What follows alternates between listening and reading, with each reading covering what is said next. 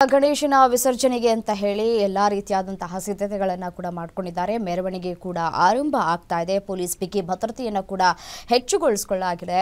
ಈಗಾಗಲೇ 2000ಕ್ಕೂ ಅತಿ ಹೆಚ್ಚು ಪೊಲೀಸರ ನಿಯೋಜನೆ ಆಗಿದೆ. ಮದ್ದೂರಿನಲ್ಲಿ ಬೃಹತ್ ಶೋಭಾಯಾತ್ರೆ ಆರಂಭವಾಗಿದೆ. ವಸತಿ ಗೃಹ ಸರ್ಕಲ್ಗೆ ಹೊರಟಿದ್ದಾವೆ ಗಣೇಶ ಮೂರ್ತಿಗಳು.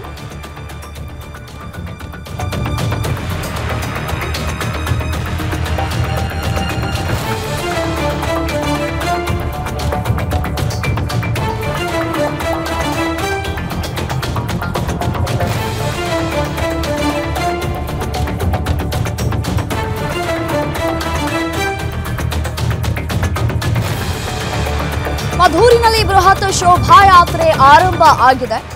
ವಸತಿ ಗೃಹ ಸರ್ಕಲ್ಗೆ ಗಣೇಶ ಮೂರ್ತಿಗಳು ಹೊರಟಿದ್ದಾವೆ.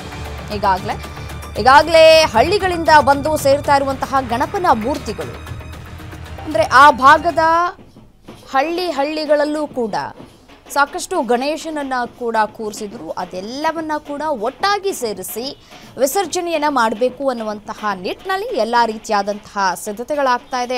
ಹಳ್ಳಿಗಳಿಂದಲೂ ಕೂಡ ಈ ಗಣೇಶ ಮೂರ್ತಿಗಳು ಕೂಡ ಬಂದು ಒಂದೆಡೆಗೆ ಸೇರ್ತಾ ಇದ್ದಾವೆ. ವಸತಿ ಗೃಹ ಸರ್ಕಲ್ಗೆ ಇದೀಗ ಗಣೇಶ ಮೂರ್ತಿಗಳು ತೆರಳ್ತಾ ಇರುವಂತಹ ದೃಶ್ಯಾವಳಿಗಳನ್ನು ಕೂಡ ಗಮನಿಸ್ತಾ ಇದ್ದೀರಿ.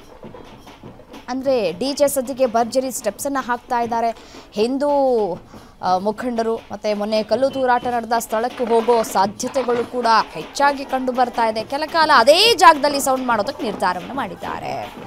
ಡಿಜೆ ಸದ್ಯಕ್ಕೆ ಭರ್ಜರಿ ಸ್ಟೆಪ್ಸನ್ನು ಹಾಕೋದಕ್ಕೆ ಸಿದ್ಧತೆಗಳಾಗಿದೆ ಈಗಾಗಲೇ. ಯಾಕೆಂತಂದರೆ ಕಲ್ಲು ತೂರಾಟವನ್ನು ನಡೆಸಿದ್ರಲ್ಲ, ಸೊ ಹಾಗಾಗಿ ಅದಕ್ಕೆ ಎದುರೇಟನ್ನು ಕೊಡಬೇಕು ಅನ್ನುವಂತಹ ನಿಟ್ಟಿನಲ್ಲಿ ಎಲ್ಲ ರೀತಿಯಾದಂತಹ ಸಿದ್ಧತೆಗಳಾಗಿದೆ. ಅದು ಹೇಗೆ ನೀವು ನಮ್ಮ ಗಣೇಶನ ಮೂರ್ತಿ ವಿಸರ್ಜನೆ ಅಥವಾ ಮೆರವಣಿಗೆ ಹೋಗುವಂತಹ ಸಂದರ್ಭದಲ್ಲಿ ಕಲ್ಲು ತೂರಿದ್ರೋ ಏನು ಆ ರೋಡಲ್ಲಿ ನಾವು ಹೋಗುವಂತಹ ಸಂದರ್ಭದಲ್ಲಿ ಕೆಲವರು ಪ್ರಶ್ನೆ ಮಾಡ್ತಾ ಇದ್ರಲ್ಲ, ಈ ಮಸೀದಿ ಹತ್ರ ಯಾಕೆ ಬರಬೇಕು, ಯಾಕೆ ಮೆರವಣಿಗೆ ಮಾಡಬೇಕು ಅಂತ ಹೇಳಿ ಪ್ರಶ್ನೆ ಮಾಡ್ತಾ ಇದ್ರು. ಅದಕ್ಕೆ ಹಿಂದೂ ಕಾರ್ಯಕರ್ತರು ಸಾಕಷ್ಟು ಆಕ್ರೋಶವನ್ನು ವ್ಯಕ್ತಪಡಿಸಿದ್ರು. ಈ ರೋಡ್ ಏನು ಅವರೇನು ಬರ್ಸ್ಕೊಂಡ್ಬಿಟ್ಟಿದ್ದಾರಾ ಅನ್ನುವಷ್ಟರ ಮಟ್ಟಿಗೆ ರೊಚ್ಚಿಗೆದ್ದು ಪ್ರಶ್ನೆಯನ್ನ ಕೂಡ ಮಾಡಿದ್ರು. ವರ್ಷಕ್ಕೊಮ್ಮೆ ಗಣೇಶನ ವಿಸರ್ಜನೆ ಮಾಡ್ತೀವಿ, ಮೆರವಣಿಗೆಯನ್ನು ಮಾಡ್ತೀವಿ, ಅದಕ್ಕೂ ಕೂಡ ನಮಗೆ ನೆಮ್ಮದಿ ಇಲ್ವಾ ಅಂತ ಹೇಳಿ ಪ್ರಶ್ನೆಯನ್ನು ಮಾಡ್ತಾ ಇದ್ರು. ಸೊ ಹಾಗಾಗಿ ಮೊನ್ನೆಯಾದಂತಹ ಗಲಾಟೆ ಏನು ಅದು ಸಾಕಷ್ಟು ಕೆರಳಿಸಿದೆ ಹಿಂದೂಗಳಲ್ಲಿ.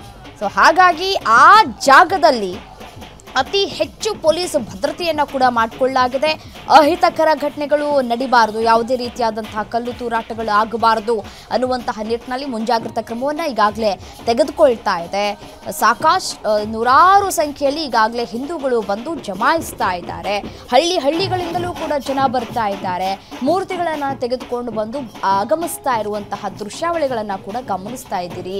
ಈಗಾಗಲೇ 800ಕ್ಕಿಂತ ಅತಿ ಹೆಚ್ಚು ಜನರ ಆಗಮನ ಆಗ್ತಾ ಇದೆ ಸದ್ಯಕ್ಕೆ ಸ್ಥಳದಲ್ಲಿ ಅನ್ನುವಂತಹ ಮಾಹಿತಿ ಸಿಗ್ತಾ ಇದೆ. ಈ ಕ್ರೌಡ್ ಕಂಟ್ರೋಲ್ ಮಾಡೋದೇ ಪೊಲೀಸ್ ಇಲಾಖೆಗೆ ದೊಡ್ಡ ಸವಾಲು. ಅದರಲ್ಲಿ ಬಿಜೆಪಿ ನಾಯಕರು ಕೂಡ ಶೋಭಾಯಾತ್ರೆಯನ್ನ ನಡೆಸ್ತಾ ಇರೋದು ದೊಡ್ಡ ಸವಾಲು. ಮತ್ತೆ ವಿಐಪಿಗಳಿಗೂ ಅಲ್ಲಿ ಬಿಗಿ ಭದ್ರತೆಯನ್ನು ಕೊಡಬೇಕು, ಜನಸಾಮಾನ್ಯರನ್ನು ಕೂಡ ನೋಡ್ಕೊಳ್ಬೇಕು. ಇದೊಂಥರ ನಿಜಕ್ಕೂ ಪೊಲೀಸ್ ಇಲಾಖೆಗೆ ದೊಡ್ಡ ಟಾಸ್ಕ್.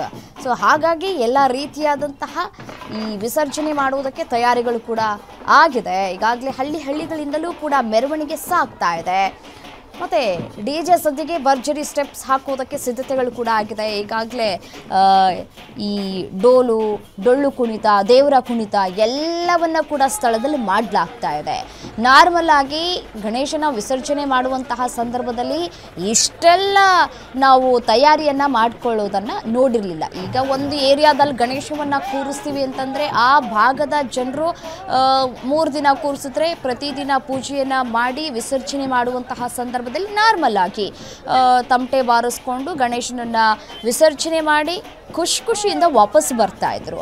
ಮೊನ್ನೆ ಅದೇ ರೀತಿಯಾಗಿ ಅವಕಾಶ ಇದ್ದಿದ್ರೆ ಇಷ್ಟೆಲ್ಲ ಹೈ ಡ್ರಾಮಾ ಕ್ರಿಯೇಟ್ ಆಗ್ತಾ ಇರಲಿಲ್ಲ.